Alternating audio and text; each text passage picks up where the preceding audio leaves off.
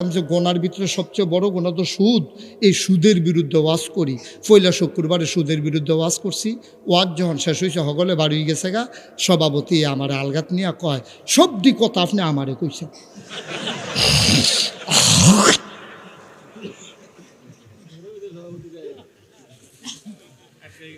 হ্যাঁ, আমার দুস্থ কয় হারামও না। আমি আপনার কয়েম করতাম, আমি নিয়তে করছি সুদের উপরে ওয়াজ করাম, আমি আপনার ফেলছি কয়েম করতাম। আপনি তো যে ফেল মধ্যে ফেলছেন, কিন্তু প্রতিটি কথা যখন কইছেন সব মানুষ আমার ফেলছাইয়া রয়েছে। তো আমি কিতা করতাম? আমি সুদের বিরুদ্ধে আমি কি আপনার নাম লইছি না কিছু কইছি?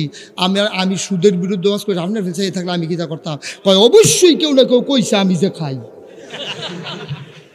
আর না হইলে আপনি কোনো এমনি টার্গেট করে কোনো কথাটি কইছেন না, মনে করেন নাই তো আমরা বুঝি না, আমরা এই বাতাসে চুলটি ফাঁকছে না আমরা।